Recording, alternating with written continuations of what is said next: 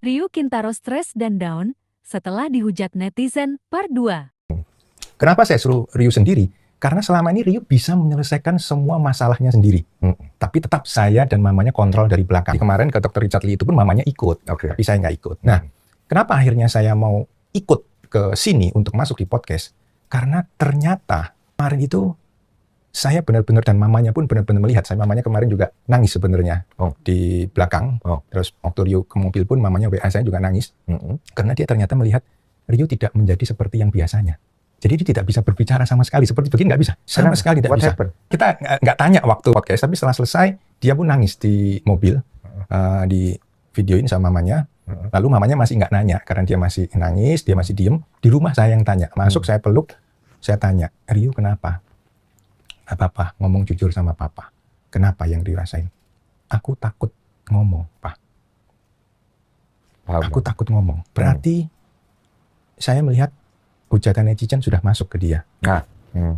Di saat itu saya langsung putuskan sama istrinya, sampai masalah ini selesai, saya akan damping Ryu dimanapun. Saya akan masuk. Walaupun ada konsekuensi sebagai papa, pasti kan akan kena sasaran tembak kan? Nggak masalah, karena memang ya akan saya jelaskan sebenarnya apa sih. Ada yang bilang eksploitasi anak, ada yang bilang menggunakan ini untuk uang, untuk keluarganya, dan saya kan pasti akan menjelaskan.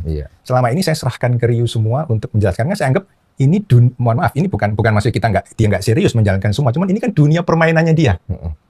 Saya menganggap konten kreator dan bisnis jamu ini adalah dunia permainannya dia, bukan merupakan dunia yang serius bagi saya dan istri. Artinya, kita harus serius di sini karena anak ini harus kerja, dapat penghasilan nanti buat kita makan nih, buat dia bayar uang sekolah, buat hidup kita. Kita nggak seperti itu. Istilahnya tempat dia main dan belajar, maksudnya begitu kan? Betul sekali.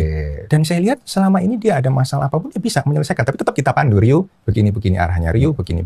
Dan kemarin waktu podcast Dr. Richard Lee itu memang dia nggak bisa ngomong sama sekali, sampai yang paling parah itu mamanya bilang, ditanya, dia kan sukanya les Mandarin.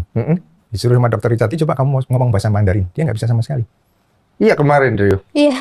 Kamu nggak bisa ngomong kayak gini, nggak bisa? Nggak bisa. Nggak bisa, soalnya kan ya agak lagi stres down gitu. Sekarang udah mendingan? Udah mending. Sebelumnya itu yang kamu rasa dan pikirkan apa? Agak kecewa sama diri aku karena, wah kok bisa ya aku memberi statement yang bisa sampai disalahartikan, dan aku kaget juga, shock gitu. Jadi awalnya kamu kecewa ke diri sendiri dulu, karena kamu ngerasa kok statementku akhirnya bisa jadi begini gitu ya? Iya, karena awalnya itu aku bikin video motivasi itu nggak ada kepikiran buat nyakitin orang lain, atau aku nggak kepikiran statement itu bisa disalahartikan. Karena tujuannya aku cuma mau menceritakan pengalaman aku kemas dalam motivasi dan konten.